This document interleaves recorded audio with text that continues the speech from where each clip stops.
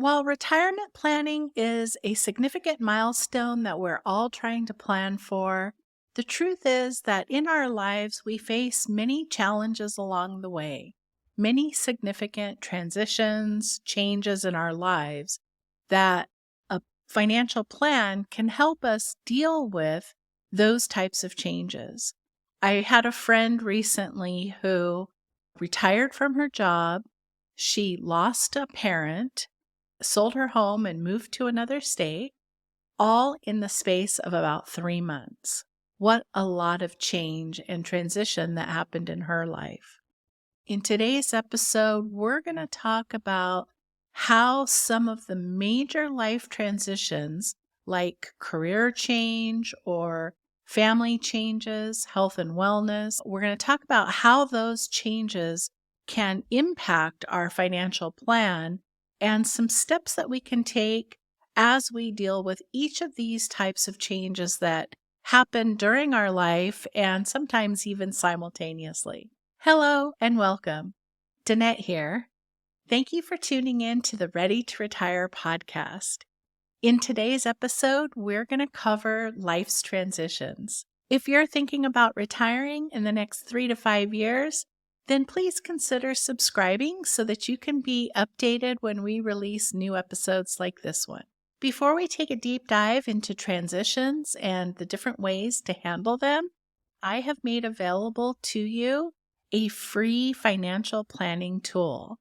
This is free access that you can get to a financial planning software where you can key in your information and in a very short period of time have a little basic financial plan started for yourself.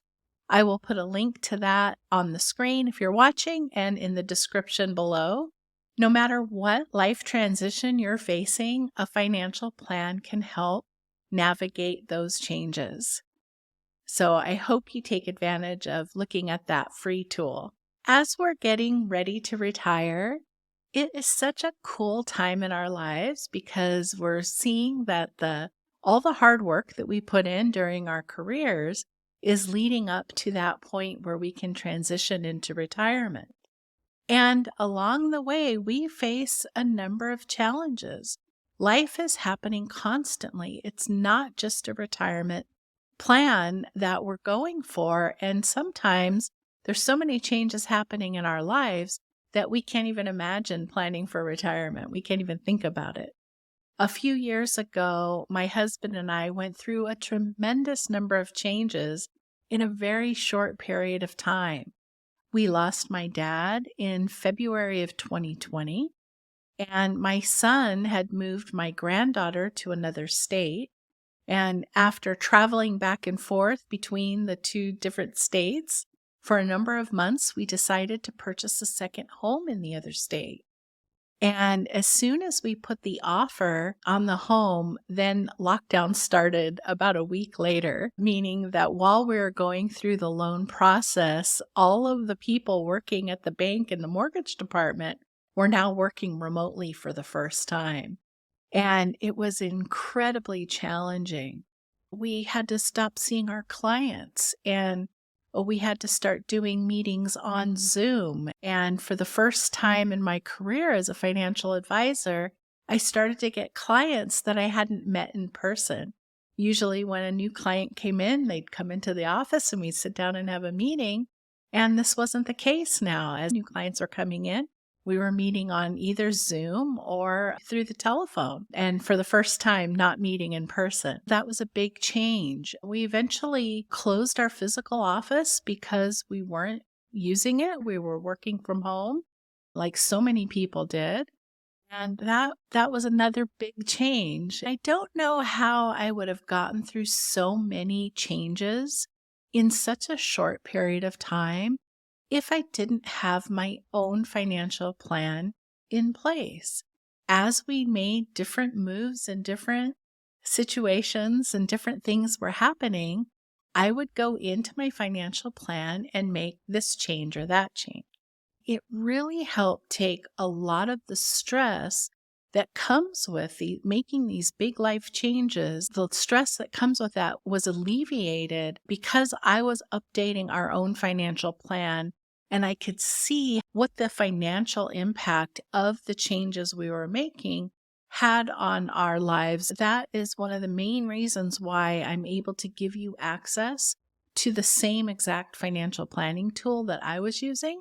One of the major changes that we can make in our lifetime is a career transition. This is really common these days where people on average are changing jobs every 5 years. It used to be in our parents' generation that you would start to work either in the family business or for a company, and you would work 30 years and retire and get a pension. And this is not the case anymore. It's rare to see people staying at a same company for a lifetime. One of the reasons to change job is to get the higher level of benefits, to get a raise, to get an increase. It's actually more likely that you'll get an increase by changing jobs than staying at your current job, because a lot of times you get maxed out. Once I had a client who had actually 2 job offers from 2 completely different types of companies. And it was so exciting. He called me up and said, "Here are these 2 things that I've been offered." One was a stable job with a government salary, and the other one was with a startup company. It was doing the same work, but 2 completely different formats and structures. Which one of those 2 jobs do you think that you would have picked in that situation? I'll let you think about that, and we'll talk about the financial implications of changing careers or changing jobs. The first thing that comes to mind is your health insurance. When we were very young, first starting out, my husband and I, we moved to Nevada. We went from my husband's work insurance to my work insurance. And when I got all of those papers in the package and I had to pick the medical insurance, and I picked the wrong plan. Our oldest son has cerebral palsy, and we had a lot of medical visits. We had a lot of procedures done. At that time, I picked the wrong plan, and the expense was so great. I think our costs were, I think it was almost $2,000 a month at the time. And again, we were very young, just starting out. The impact of making a bad decision can be really high. So when it comes to health insurance and your medical insurance going forward, really take your time to understand what your needs are, what your options are, and don't go too quickly like I did. The next thing that comes to mind is your old 401k plan. If your previous employer had a 401k plan, and maybe you haven't worked there very long, maybe you're just getting started out and you don't have very much there. Sometimes if you have a really small balance in your old 401k, the temptation is to just cash it in. But I would encourage you not to do that, especially as the trend is to change jobs more frequently. I would really encourage you to either keep it in the plan that you currently have, but if that's not an option, then move it into an IRA that you can control, or maybe your new company has a 401k and maybe you can transfer it into the new company's 401k. But the big mistake would be to cashing in. The other mistake people make with their old 401k is actually like forgetting about it and not managing it at all. Don't abandon your prior company's 401k. And then start thinking about the new company. When are you eligible for their 401k? And if they offer a 401k, if they don't offer a 401k, are you going to contribute to an IRA? How are you going to make those savings going forward? So make sure you understand when changing jobs what the new 401k looks like. I also think it's a great time when you're changing jobs to increase your monthly savings. These are the prime years to make as much savings as possible. The other big thing to look at this time of changing a career is life insurance. Do you have any life insurance in place? Do you have enough? Should you be looking at permanent insurance with long-term care? There's lots of different available options. Did your old company have group life insurance? Which case that goes away. Does the new company offer group life insurance, and did you sign up for that? So taking a few minutes and look at your overall life insurance strategy is a great thing to do during the time of changing jobs. Relocation is another big transition that we often face in our lives. Moving to another state, to another city. Typically, when we change jobs, it might mean relocating to another state. But this is a real common, big life transition for us to have. What are some of the financial implications of relocating? The first one that comes to mind is, did you change your state of residency? And if so, do you need to have your trust updated? If you don't have a trust in place, what are your asset levels? Maybe you should think about having a trust. But if you have a trust in place, then do you need to have the trust updated? When you move to a new location, did you downsize and now maybe have extra money to invest? Sometimes we go from bigger houses to smaller houses, and that leaves a little bit of extra cash. And what are you going to do with that? Are there home improvements that need to be made on the new place, which is very common? Or are you going to take that money and put it into savings and let that grow for your retirement plans? Or did you upsize? Did you buy a bigger house and now you have a bigger mortgage? What does that look like? What's the financial impact of that over time? When you relocated, did your commute change? Is it longer? Is it shorter? Are you going to have to buy a new car sooner rather than later? These are all important things to think about when changing locations. How about your doctors, your dentist, and your medical providers? Do you have to get a whole new set of doctors? How are you going to find them? That's an important question to ask yourself when you're doing a relocation. And the other are your financial professionals, like your CPA, your financial advisor, and your attorney. Are you going to need to find new professionals? Generally, if it's your financial advisor, they can get registered pretty easily into any state that you might move to. But you definitely want to look at your attorney and make sure your attorney is licensed in the state that you're now living in, and if your trust needs any updates. Let's switch gears and talk about health transitions. This is something that impacts all of us at one time or another, whether it's something that's happened to us or a family member or a loved one. I think health issues are probably the most challenging in any family situation. It's the uncertainty of knowing the outcome. It's the physical pain and suffering that you're having while you're going through it, or someone that you love is going through it.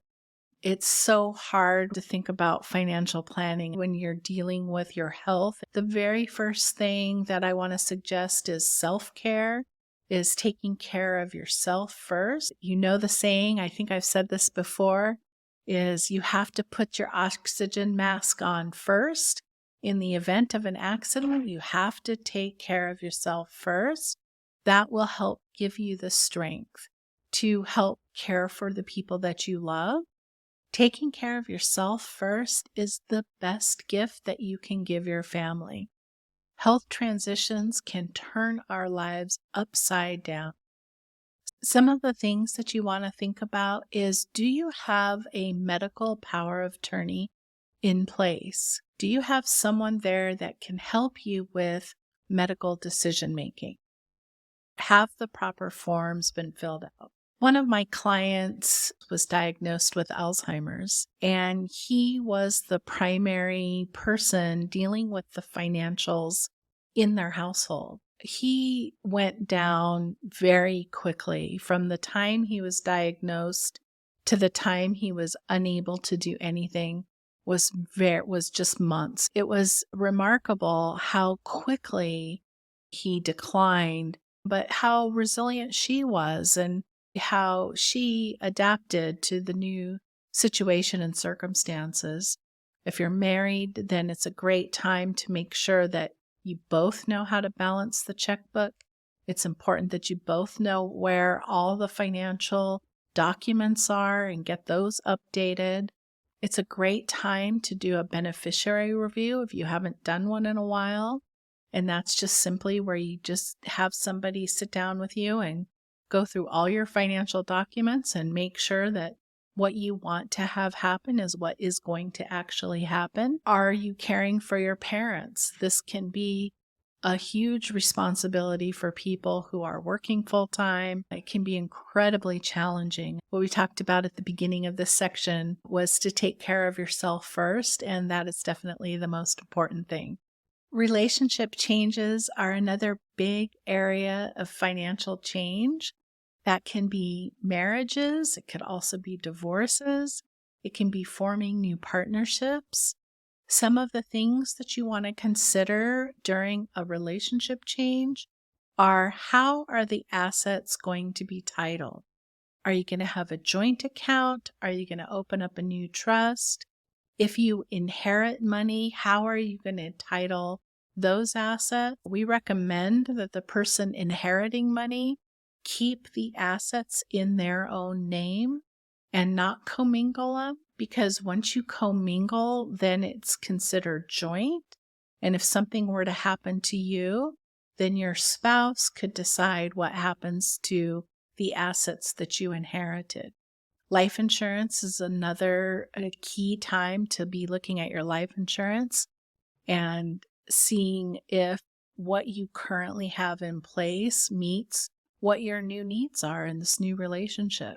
And let's talk about loss and grief transitions. This can be from the loss of a loved one, or it can be the loss of a marriage. It can be the loss of a child or a family member. These are such a difficult time for any of us to go through.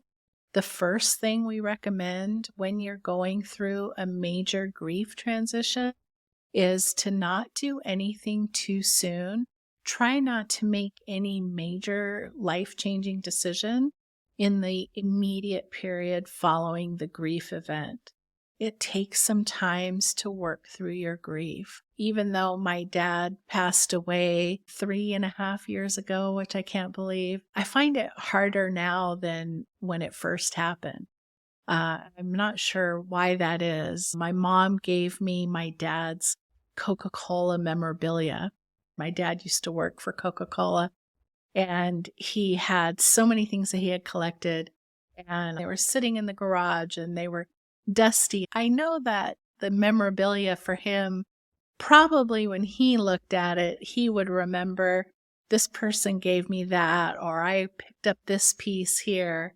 But as I was going through his memorabilia, I was just thinking about my dad. As I was cleaning all of these pieces, I kind of started arranging them, and I dedicated a wall to them, which hopefully if you're watching on the video, you'll see. If you're listening on podcast, pop over to the video, or maybe I'll put something up on Facebook for you to look at. It's such a difficult time going through the grief, especially when it comes to financial planning. It's the hardest thing that I think anyone has to go through. It's the hardest thing that we have to deal with as financial professionals, is seeing the people that we also love that aren't with us anymore, and being there for our clients as they're going through it. I think it's like the biggest thing that we do to help our clients is helping them navigate these difficult periods.